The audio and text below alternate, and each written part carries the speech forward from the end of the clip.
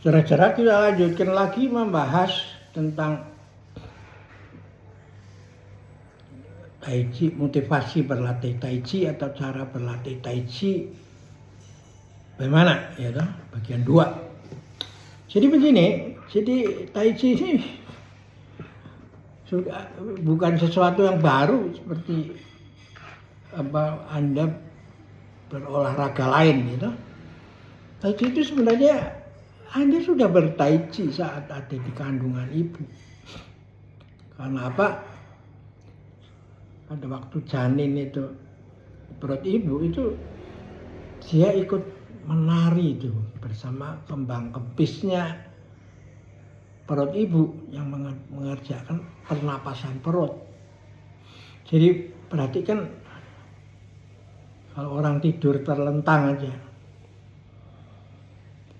itu kalau menggunakan pernapasan dada dia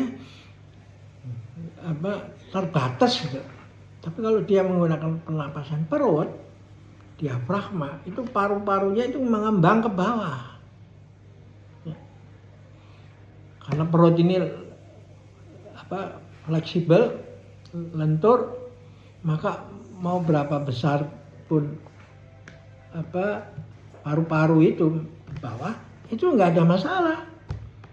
Tapi kalau pernapasan dada, dia akan kehabisan, nggak bisa menembus tulang dada yang rigid itu, jadi harus ke bawah. Nah ini yang Anda harus tahu. Ya.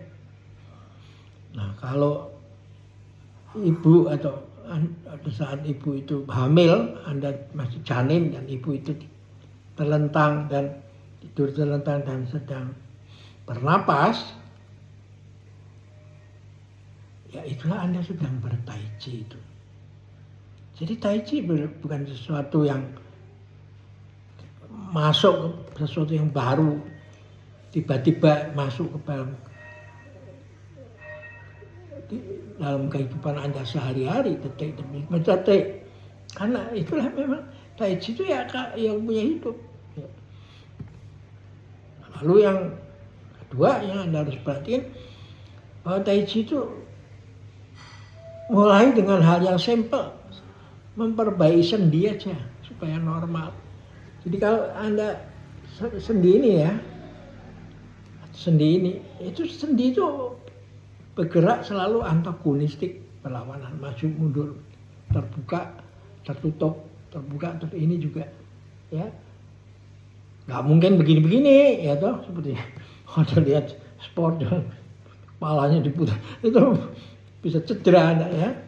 Jadi Anda memulai itu mengetahui bahwa Tai Chi itu senam sendi yang digabungkan dengan pernapasan. Karena pada saat ini keluar, ini mesti masuk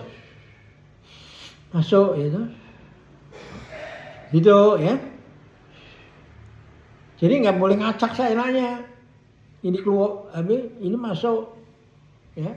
Ini mah Anda keluar, nggak bisa. Gitu. Karena itu mulailah dengan belajar bernapas dengan perut dulu. Nah caranya yang paling simpel adalah Anda tangannya begini. Nah ini Anda sedang pasti nggak ada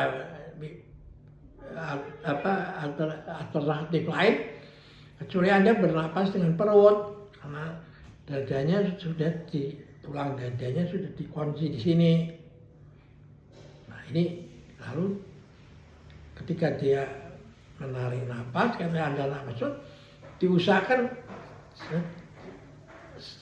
imajinasinya seolah ada energi yang Anda sedang tarik sampai ke ubun-ubun, lalu turun pelan-pelan, dikembalikan ke perut yang dinamakan tantien, itu 4 jari di bawah pusar itu namanya tantien.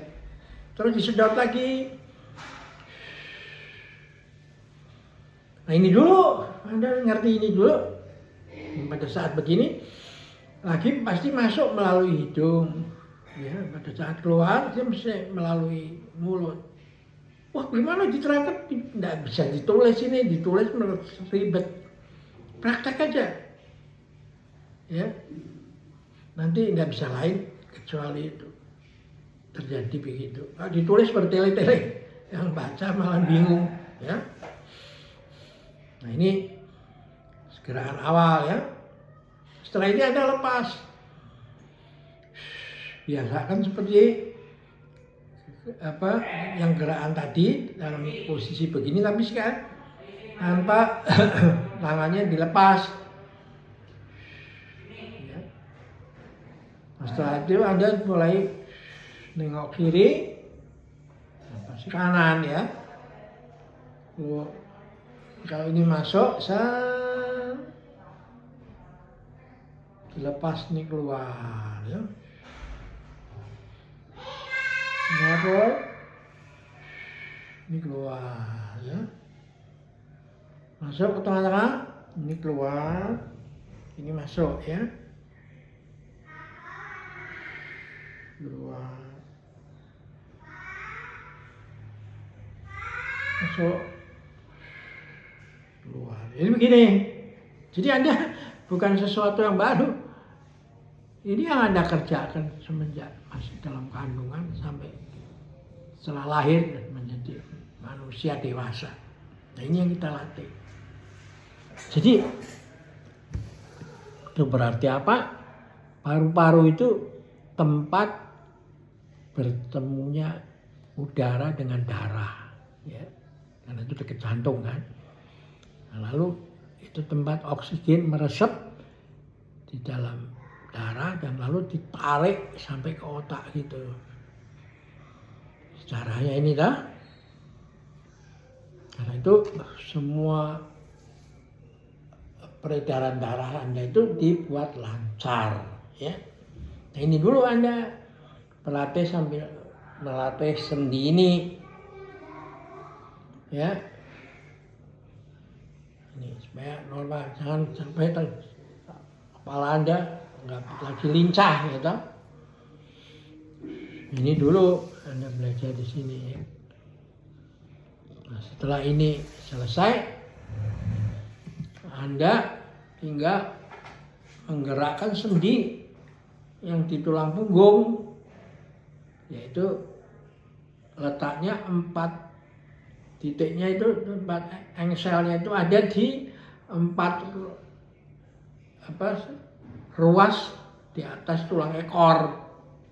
Nah, itu yang disebut titik vitalitas kehidupan, disebut namanya Mingmen. Dalam akupunktur itu titik itu sangat penting, itu disebut titik vitalitas. Nah, caranya bagaimana? Anda disuruh membungkuk kan,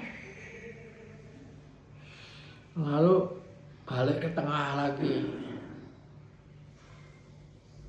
keluar ya, terus keluar lagi, masuk. Ini dikunci lagi di sini supaya paru-parunya enggak berkembang, tapi perutnya yang membesar ya, karena paru-parunya menggelembung ke bawah ya. Jadi ini dulu dah Anda berlatih sini. Dari segini aja Anda sudah dapat benefit bahwa Anda nggak akan jatuh di kamar mandi ketika Anda buru-buru bangun tidur karena kebelet ke toilet, ya lalu lari langsung ke kamar mandi, kita ke toilet. Nah, akhirnya banyak yang kejadian jatuh di situ ya, kepalanya terbentur atau sehingga gegar otak, atau tangannya patah atau kakinya patah ya, terserah posisinya bagaimana. Nah, ini itu taiji penting di sini ya. Oke, kita akhirin dulu sini, sampai jumpa lagi.